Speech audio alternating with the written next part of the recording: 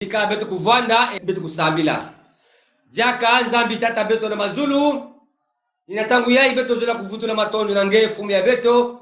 Samutinge kele nzambi. Nzambi neke bumbaka babana ya yandi. Samuti nzambi na pipa yeme kuluta. Ngeme kubumba beto. Ngeme tala mote na kupesa beto kilumbi ya bubu. Kilumbi ya malu. Kilumbi ya lusakumunu. Ni yau ina nzambi. Mutinu ngeme kubokila beto. O fumu. Beto mekwiza na insa makuli yange samu na kuvutula matondo et na kukembisa nge samu tinge kele nzambi. Seigneur, tu le mérites, notre Père, notre Dieu, parce que tu es ce Dieu incomparable, un Dieu plein d'amour, un Dieu qui a toujours les oreilles tendues vers ses enfants, un Dieu qui a toujours un bras pour tendre et tenir son troupeau.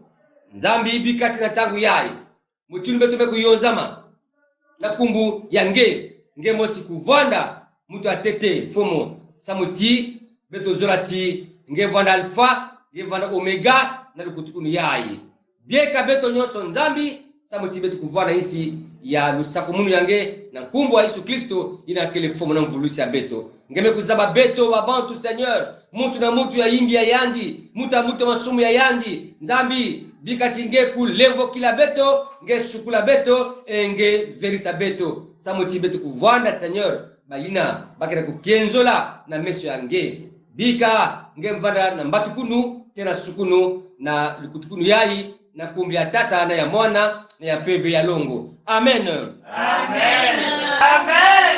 Beto bantu vava toto nzambi usuzo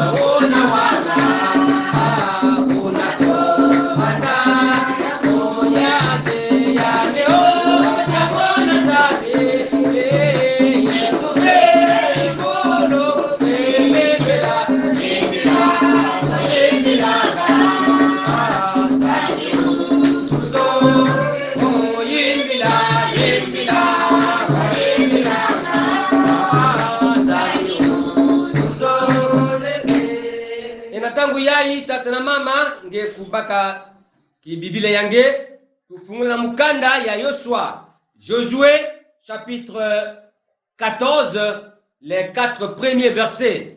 Josué 14 verset ya tete ti ya iya bika betu kutanga yau na kumbu ya fumu ya beto Yesu Kristo. Voici ce que les Israélites reçurent en héritage dans le pays de Canaan, ce que le sacrificateur Éléazar, Josué, fils de Nun, et les chefs de famille des tribus donnèrent en héritage aux Israélites. On tira au sort leur héritage comme l'Éternel l'avait ordonné par l'intermédiaire de Moïse pour les 9 tribus et pour la demi-tribu, car Moïse avait donné un héritage aux 2 tribus et à la demi-tribu en Transjordanie, mais il n'avait pas donné aux Lévites d'héritage parmi eux. Les fils de Joseph formaient 2 tribus, Manassé et Ephraïm. Et l'on ne donna point de part aux Lévites dans le pays, si ce n'est des villes de résidence et leurs abords pour leurs troupeaux et leurs biens. Amen. Amen. Itu ya samu ya lumingu yai bame kuzonzela motindu yai la communauté des biens, lisanga ya biloko, to kintwaji ya mvuilu. Voilà ni thème ya beto ya semaine yai. Batata na ba mama. Beto lenda na kupesa mwa sous-thème na thème ya semaine yai ti par rapport na texte ya beto, être un bon gestionnaire des biens communs. Être un bon gestionnaire des biens communs. Bien-aimés dans le Seigneur, si Betomeku Banakutanga à partir du chapitre 13 jusqu'au chapitre 24 na mukanda ya Yosua, alors kuna bake na kuzonzila beto mutindu bame kukabula batoto, n'est-ce pas, na ba tribu ya Israël. Toto ya Canon ina kele boala ina nzambi me kupesa na bao. On nous dit que c'est là où vraiment coule le lait et le miel. Na kuzonzila ti batata na ba mama. Boala yai nzambe kupesa na bana Israeli motindu héritage. Et il fallait chaque tribu ya Israël kukuzwa ndambu ya toto. Na kuzabati tata nzambi yani mosi pesaka déjà bas instruction na Moïse 45 ans plus tôt. Donc il a Moïse me kufwa. Alors beto me kuati ni Yosua me kubaka relève na kuconduire, n'est-ce pas, bana Israël. Et motingu nzambi me kuzonzila yaou depuis na Moïse samna kukabula batoto ya Canon na ba 12 tribus d'Israël excepté tribu ya Lévite. Samna hiki sabuti ya dikanda ya Aaron ina nzambe kutuna na lueka samna kisalu ya yandi baou bavandiki na kisalu ya kaka ve. Et Dieu ne leur a pas permis na kusala kisalu ya kaka ni na kutwalisa dikanda ya tata nzambi.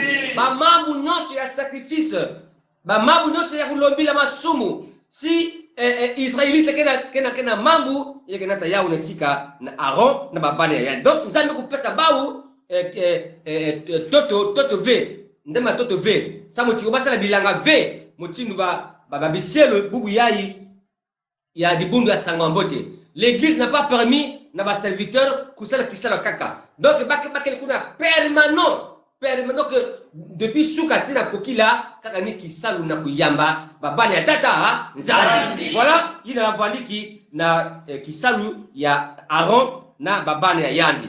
Alors il a Yosua qui est le successeur ya Moïse yani meku bambukila moyo ina nzambi zonzaka na Moïse. Aussi ina Moïse yani meku pesa ni témoin yani meku zuna yandi, il faut kulanda ba instruction ya tata nzambi. Ni ina Yosua ina meku baka itu ya bana Israël yani meku associé sacrificateur Eleazar. Aussi na ba chef de famille ya ba tribu nyonso ya dikanda ya Israeli. Alors kuna texte yayi kena kuzoza na beto ba détail nyonso sur les frontières de chaque territoire et l'emplacement. Alors motindu Moïse ozilaka na Josué ina nzambe na bauti, il faut basala le tirage au sort, c'est-à-dire par ko sonika ba kumbu ya ba tribu nyonso. Et chaque tribu va dire qu'il n'a pas limite la frontière. Donc si bame kubaka kumbe ya tribu ba pesa yandi toto yayi. Et c'est ce qui a été fait. Donc basala yaou na tirage au sort devant l'Éternel, de sorte que Dieu décide lui-même. Alors Josué yali me pour respecter ba mambu nyonso ba pesa na yandi me pour modifier v. Il ne change ni ne modifie rien, mais suit les ordres de Dieu avec précision. Est-ce qu'on peut dire Amen? Amen. Alors, Yosua, mais pourquoi na gauche, na droite, yina nzambi zonzilaka na Moïse devant Josué, ni yina Josué, mais pour respecter. La question qu'on peut se poser, mes bien-aimés dans le Seigneur, combien sommes beto ba serviteur, beto ba kwa Kristo, yina beto kena kusala exactement yina nzambi kena kulomba. Si beto be kufiongondi na mbote leketalati ina beto ba bantu ya dibundu ya bubu yayi. Ba kwa Kristo ya bubu yayi. Na kutambula motindu ba structure ya nzambi asiki pia. Si beto be kutala kati ba famille ya beto, yake na bayakaka ina bake na ku respecter ve bas orientation yina même muntu ya lufwa me kuzonza, c'est-à-dire avant que tata kikufwa mama kikufwa ele ke pesaka les dernières volontés yandi tata kizonza ti si munu tata mmekufa yani mmebuta babana lupangu yai na kutaka yao asiki mpia. Ça c'est la dernière volonté de papa. Si le pangu na mimi la benu umetunga inzo na manime ya munu beno kuteksa yao ve. Mais combien ont respecté bubu yai? On voit des familles divisées, les enfants divisés. Ah kaka lupangu moi si taka papa tata même ko bika yao. Ben kaka, il faut beno teksa yao. Ben kaka, il faut. Alors bah comme comment zolé. Ben kaka ve, ben kaka beno teksa. Donc il y a une beauté, tu bête pour respecter, n'est-ce pas? Ma dernière volonté, n'est-ce pas? Yina, batata que jeune abeto. Il y a aussi des familles. Yina, mutu metunga inzo yangi, na keto yangi. Babeta na pasi na babana. Edi, si mu mekufwa, inzo amunu, yake bikana na keto amunu na babana amunu. Mais si mutu na mekufwa na manima, ba famille, ba meku se soulever. Ba meka ku bingisa la veuve, na ba orphelin, na kata lupango. Et pourtant, mutu na mekusuma yao. Nous a dit, ben nous ça ya ouvé. Ben la famille nous, ben nous baka ya ouvé. C'est pour ma femme et les enfants. Mais boubou yahi, même nous les chrétiens, ben tu vas quoi Christ ni ben tu vas baba de tete, na kubingi ça, la veuve, na kubingi ça babana, ça mon tibet ku bikana, na ba bien yina panga beto, ya me kufwa, ya me ku kubika yao. Ve, ya que les motifs de yina ve, ya que les motés beto ku respecter, n'est-ce pas? Nyonso ina bakira kuzona na beto samuti babantu kuvoa na kati ya keleve. Mais bien aimé dans le Seigneur, beto kira kutalati ya kele na bayankaka. Alors bake na kuzonza ataki mamosive. Et pourtant ba benza bati kimayai ou mambu yai babang même si la ya kele yimbi, mais ba me garder silence. Mais abati tu es responsable. S'il y a des capoter, parce que dans le silence, yangé, c'est une irresponsabilité. Donc il faut ngezonza. Ça vous tingue que le mot quoi Christo. Il faut défendre l'honneur de la justice, l'honneur de la veuve ou bien les orphelins. Non, mamouyaï, il y a quelque façon à ver. Et il y a quelque zenga yaou, il y a façon, il y a mot quoi Christo. Batata, naba mama. Alors, ben etalaka aussi nakati ba société à beto, nakati ba entreprise à beto, même nakati ya libundu ya beto, il y a des partis pris. On observe vraiment des partis pris. Dans quel sens? Peut-être que talaka même nakati la société ba bantu zole kena ku occuper, n'est-ce pas? Ba kena ku occuper ku sala, ba kena même catégorie, même échelon. Mais comme il y a que les familles à Mounou, je préfère donner un salaire. Il y a l'outil là, la famille à Mounou et à Kakaina V. Voilà l'injustice. Ça, ce n'est pas façon de me croire que ça là. Il n'y a pas de parti pris, mais bien aimé dans le Seigneur. Nakisa lui attaque en Zambie. Il y a que les motés, beto kuzenga mambu motindu, il y a que na kutalana. Sabuti, alors, Zambie ki yangalala, na yao.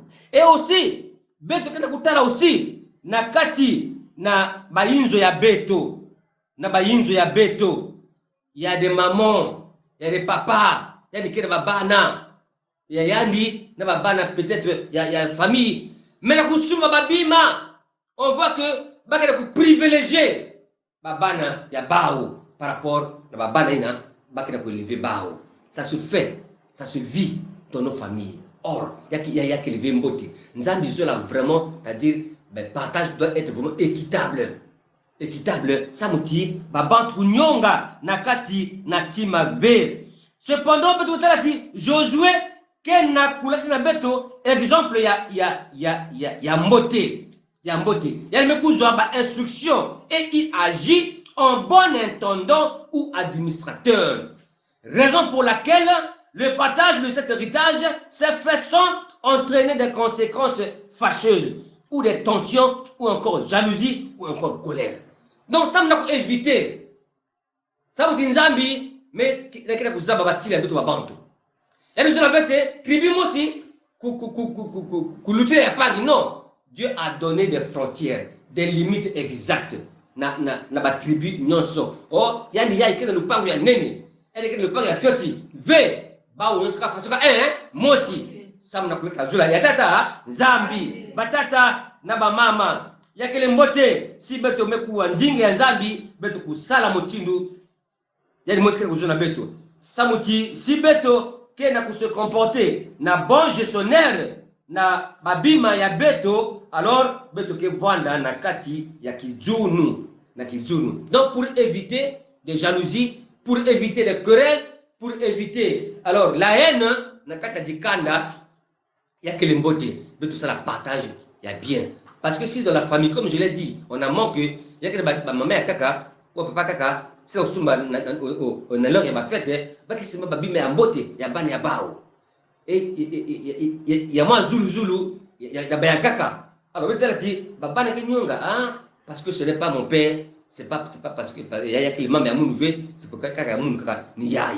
Ben kaka, pas que maman ya bien, ou baby il y a bien, il va jouer à bien, mais il y a mounou ou il y a beto kaka vraiment ya yimbi. Voilà, donc vous allez commencer à s'aimer nakati ya tima na babana haine, tristesse, colère, et pour éviter mambo ina nzambi mepesa beto mambo ya mbote na nzila na kabula, n'est-ce pas? Toto na bana isaleli batata na bamama yakele mbote ti beto nyonso kusala kupesa na mutu selon madroit ya yandi selon ina yani meku kuzwa samo na pour éviter ba mambo mingi na kati ya makana ya beto bika nzambi kusalisa beto samo ti beto ke ba gestionnaire côté nga ikeli il faut le savoir que tu es un gestionnaire ou tu es une gestionnaire na kisika yava na njonge makwela yava na kati na société yava na kati di bundu yava na kati makabo en tout cas côté beto kele ba gestionnaire ya tata nzambi le beto kukabula c'est ça na kukabula ba pesa bedo babima ça na kukabula bedo kabula yao équitablement ça na éviter ti batima kulwala nzambi kusakuna mambo yanje amen beto beto mesa bati beto ke na kati ya manenge ya beto ya 40 jours ya jeûne et prière beto kele na cantique beto yimila beto kele aussi na verset na beto ke na ku réciter. Donc beto ke kubanda na ku réciter Matthieu 4:4 na manima 2 Corinthiens chapitre 2 verset 11. Matthieu 4:4 beto kwenda Matthieu 4:4. Il est écrit l'homme ne vivra pas de pain seulement, mais de toute parole qui sort de la bouche de Dieu. 2 Corinthiens 11. Afin de ne pas laisser à Satan l'avantage sur nous, car nous n'ignorons pas ses desseins. Amen. Amen. Yimbila cantique 110. Yimbila, Mukemisa Nzambi. Beto bala panzambi tute la neno, ukoke no nazu yesu kwika neno, tunakwana ngapita mungolo zato, tunabedi sata, tunakyo haleluya, kwa umeto kwechi tumanga, iwe kutumanga, tunakyo mako, tunakaka,